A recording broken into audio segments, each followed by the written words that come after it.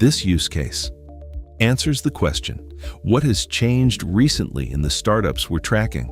This is especially useful when you're monitoring dozens or even hundreds of companies over time, and you want to figure out what's changed, what the native scientific advances are. So you look at a per-company progress assessment. So let's say you have companies you want to track, whether from an event, from companies you have been tracking or speaking with in the past months or even years, so that you want to have a regular update on. So how can you do that? Well, let's say we have a list in Excel with a list of company names.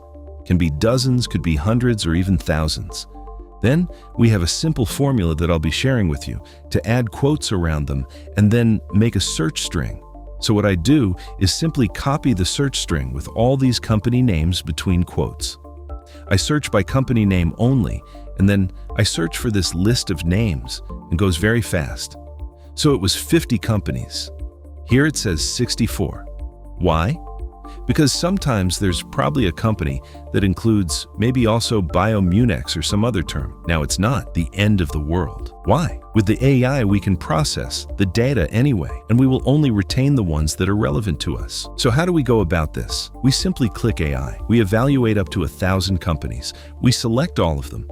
And then we ask anything and then ask anything. We ask multiple questions like, what is the most advanced asset? Mention name, indication, MOA, modality. What's the latest scientific validation of this asset? Question 3, what's the key progress of this company in 2025? What are the negative events for this company in 2025? We could just let it do an empty search without anything. That's something I would recommend. So I just hit evaluate. And now each of those profiles will be analyzed based on the most recent documents to figure out what's the latest progress. Now already 20 are being analyzed and we are just 10 seconds far, so it goes pretty fast to analyze all these companies. Alright, so about 30 seconds later, we were able to get the results. I downloaded the Excel file, and now I have these 64 companies. So let's look at the first company here. We see the most advanced assets. So we can see it's ISB 2001, and so on, was the latest scientific validation of this asset, received scientific validation to promising clinical trial results in 2025, presented at ASCO. So we see specific results, and it comes from the news source.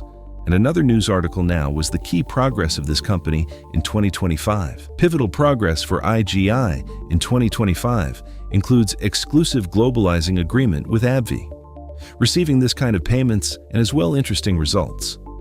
What are negative events here? You can see no, reflect robust clinical progress and no setbacks. So for each company here, you could in this way easily see what is new on their assets and key progress in the year. How do we do this?